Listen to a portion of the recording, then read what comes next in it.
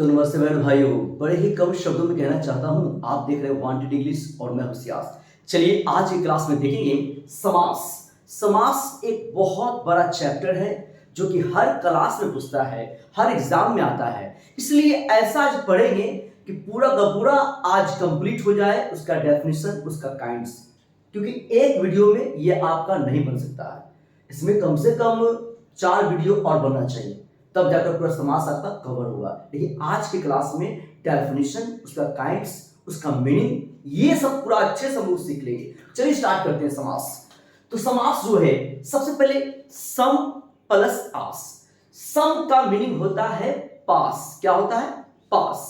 और आस का मतलब होता है रखना। मतलब दो पद जब भी रहेगा ना, तो उसको पास पास रखना, तो अपने वो एक हो जाएगा। आप कोई चीज को पास पास रखेंगे तो वो क्या हो जाएगा? एक हो जाएगा। मान लीजिए कि दो दोस्त है, दोनों में झगड़ा हो गया है, ठीक है, और एक आप बीच में एक और दोस्त है, मतलब 3 दोस्त है, 2 दोस्त में झगड़ा हो गया है, ठीक है, दोनों में बोलचाल नहीं है, और उसमें से एक तीसरा आदमी आप भी है। तो क्या करिए कि फिल्म देखने जाइए या कहीं भी जाइए, अगर आपको 3 कुर्सी मिला है, 2 दोस्त जिसमें बात नहीं हो रहा है, एक आपके लिए, आप क्या करिए कि आप बीच में ना बैठ के वो दोनों के साइड में कहीं बैठ जाइए और वो दोनों को साथ में पास पास बैठने दीजिए। और जब पास पास बैठेगा तो अपने बात हो जाएगा कोई ना कोई बहाने से, ठीक है। तो वही पास पास रखना है ना, पास रखना, वही आपका क्या है? समास है। कैसे? आगे बहुत बात है, ठीक है। ये इसका मीनिंग मैंने बताया है ना, सम और आस का, ठीक है। परिभाषा है, परिभाषा है, क्या परिभाषा है जी? तो 2 या 2 से अधिक शब्दों से मिलकर बना हुआ नया सार्थक शब्द समास कहलाता है। हाँ, 2 या 2 से अधिक शब्दों से, 2 या 2 से अधिक शब्दों से, 2 या 2 से अधिक शब्दों से, मतलब 3 भी हो सकता है, 4 भी हो सकता है, ठीक है। तो 2 या 2 से अधिक शब्दों से मिलकर बना हुआ नया सार्थक शब्द समास कहलाता है। 2 या 2 से अधिक शब्दों से मिलकर नया सार्थक शब्द क्या कहलाता है? समास। तो सार्थक का मतलब होता है उसका कुछ मीनिंग होना चाहिए। ऐसा नहीं कि कुछ भी 2 शब्द बोल दीजिएगा और वो समास हो जाएगा, नहीं, उसका मीनिंग होना चाहिए, वो सार्थक होना चाहिए, उसका मीनिंग होना चाहिए, ठीक है। तो एक परिभाषा तो आपका ये हो गया। एक परिभाषा और देख लीजिए। जब 2 या 2 से अधिक पद, जब 2 या 2 से अधिक पद है ना, अपनी विभक्ति चिन्ह छोड़कर आपस में मिल जाते हैं, तो इस प्रक्रिया को समास कहते हैं। जब 2 या 2 से अधिक पद अपना विभक्ति चिन्ह, मतलब जो भी उसका विभक्ति का मतलब क्या होता है? अलग अलग करने वाला जो भी चिन्ह होता है, ठीक है, उसको हटाकर, है ना, और वो एक हो जाता है, ठीक है, मिल जाता है, उस प्रक्रिया को समास कहते हैं, ठीक है। एक ये परिभाषा हो गई, है ना। अब देखिएगा, ये तो परिभाषा हो गया, अब सबको प्रूफ भी तो करना पड़ेगा, खाली कहने से थोड़ी होता है। समास का अर्थ भी देख लीजिए। समास का मीनिंग क्या होता है? संक्षेप करना होता है। क्या होता है? संक्षेप करना, मतलब छोटा करना। समास का मीनिंग भी क्या होता है? संक्षेप करना, छोटा करना, ठीक है। तो अब देखिए, ये पूरा डेफिनेशन मैं प्रूफ करूंगा एग्जांपल से, देखेंगे प्लीज। समस्त पद मैंने लिखा है, फिर मैंने लिखा है समास विग्रह।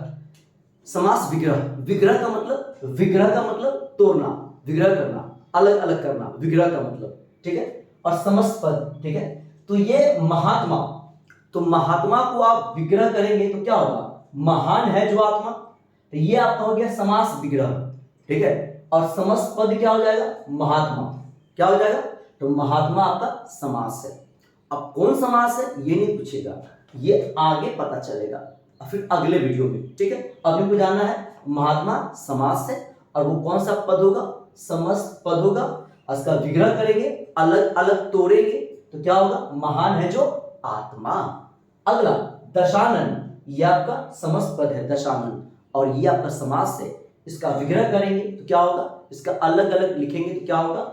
10 है आनंद जिसके, तो रावण। तो अभी सब नहीं बोलना है, अब इसका हम एग्जांपल दे रहे हैं, आगे सब पर बात करेंगे। भाई बहन, भाई बहन, अच्छा देखिएगा, भाई बहन, ठीक है, तो भाई और बहन, भाई और बहन, तो भाई और बहन को मैंने शॉर्ट कर दिया, तो भाई बहन, ठीक है। चौराहा, चार राहों का समूह, चार राहों का समूह, चार राह, एक दो रास्ता इधर से, दो इधर से, ठीक है, चौराहा हुआ ना, ठीक है। राजभवन, राजा के लिए भवन। भर पेट, पेट भर के कोई भी चीज खा रहे हैं आप, ठीक है।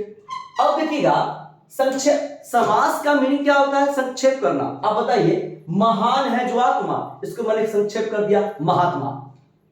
10 है आनंद जिसके, तो दशानंद, ठीक है। भाई और बहन, तो भाई बहन शॉर्ट हो गया, संक्षेप हो गया ना, छोटा हो गया ना।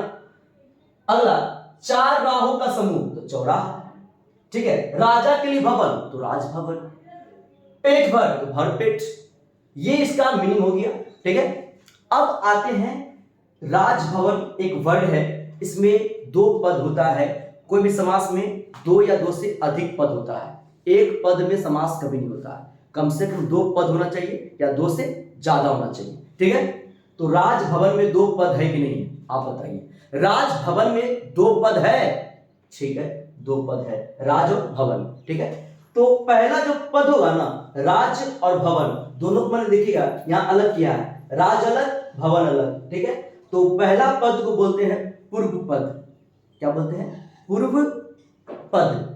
और दूसरे पद को क्या बोलते हैं? उत्तर पद। क्या बोलते हैं? उत्तर पद। मतलब दो वर्ड से, दो पद से मिलकर बनता है, ठीक है, समास, ठीक है। तो एक पद और ये पद, तो इधर वाला जो पद होगा ना, ये वाला जो पद होगा, इसको क्या बोलेंगे? पूर्व पद। अगला जो पद होगा, जो सेकंड में आएगा, उसको बोलेंगे उत्तर पद। तो ऐसा आपको पूरे समास मिलेगा। आप चांस आपसे पूछेगा कि बताइए इसमें पूर्व पद कौन है, तो जो पहले आएगा वो पूर्व होगा और बाद में आएगा वो उत्तर पद होगा, ठीक है। ये इसका मीनिंग हो गया, ठीक ना। तो अब समास के 6 भेद होते हैं, समास के 6 भेद होते हैं। अब कौन कौन होते हैं देखिएगा। अव्ययी भाव समास, पहला क्या है? अव्ययी भाव समास, ठीक है, याद हो गया। साथ में बोलना भी है, बोलिए तो, अव्ययी भाव समास, अव्ययी भाव समास, ठीक है। दूसरा है तत्पुरुष समास। क्या है? तत्पुरुष, तत्पुरुष समास। अच्छा, पुरुष है तो पुरुष क्या होगा? पुरुष की मम्मी क्या बोली? पुरुष मतलब कोई लड़का, मान लीजिए पुरुष का मतलब कोई लड़का, तो उस लड़का की मम्मी बोली जाओ मेरे लिए बहू लेकर आओ, बहू लेकर आओ घर में काम करने के लिए, पैर दबाने के लिए, ठीक है ना, घर बहारने के लिए, ठीक है। तो मतलब पुरुष की मम्मी ने कहा कि जाओ मेरे लिए बहू लेकर आओ, तो पुरुष से क्या हो गया? तत्पुरुष, और बहू से क्या हो गया? बहुव्रीहि समास। तो दो नाम हमको याद हो गया, तत्पुरुष समास और बहुव्रीहि समास। आपको याद हुआ? याद हुआ आपको? हाँ, पहला आपका अव्ययी भाव समास, पुरुष से क्या हो जाएगा? तत्पुरुष समास। दूसरा बहुव्रीहि समास। और जब घर में जब बहू आ गई है तो काम तो करबे करेगी, काम तो करबे करेगी, है ना। रोटी बनाना है, ठीक है, आटा सानना है रोटी के लिए, चावल बनाना है, ठीक है, तो वो कर्म करेगी, काम करेगी। तो कर्मधारय समास, कर्मधारय समास क्या हो जाएगा? कर्मधारय समास। क्या हो जाएगा? कर्मधारय समास। याद रहे, तो पुरुष है उसके लिए बहू आई और वो कर्म की, काम की, तो कर्मधारय समास, ठीक है। अब देखिएगा, सास और बहू में झगड़ा भी होता है, ये भी आप याद कर लीजिए। हाँ, खूब झगड़ा होता है, तो उसमें क्या होता है? मतलब द्वंद्व हो जाता है, मतलब प्रतिद्वंदी हो जाते हैं वो लोग, एक दूसरे के दुश्मन हो जाते हैं। तो द्वंद्व से क्या आ गया? द्वंद्व समास, ठीक है। तो द्वंद्व, द्वंद्व, द्वंद्व, बोलिए तो, द्वंद्व समास, ठीक है। अगला है तो द्वंद्व और द्विगु, द्विगु, द्वि का मतलब दो होता है, अगु, द्विगु समास। तो दो वाला दो वो है, द्वंद्व समास और द्विगु समास, ठीक है। तो इस ट्रिक था से याद करवाने का काइंड्स, ठीक है। तो फिर से पढ़ाते हैं, सम और आस, तो पास रखना, पास रखना, तो पास रखेगा तो एक हो जाएगा, ठीक है। तो गाना भी है, तुम पास आए यूं मुस्कुराए, तुमने न जाने क्या सपने दिखाए, तुम पास आए यूं मुस्कुराए, तुमने न जाने क्या सपने दिखाए।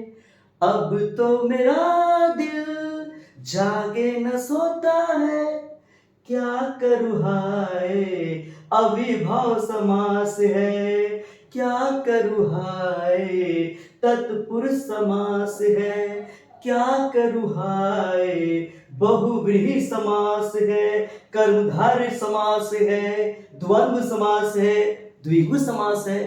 ठीक है, तो आज के लिए इतना ही। स्क्रीनशॉट पहले इसका लिया जाए। हाँ, चलिए, तो आज का वीडियो कैसा लगा बिल्कुल शेयर करना बिल्कुल नहीं भूलेंगे।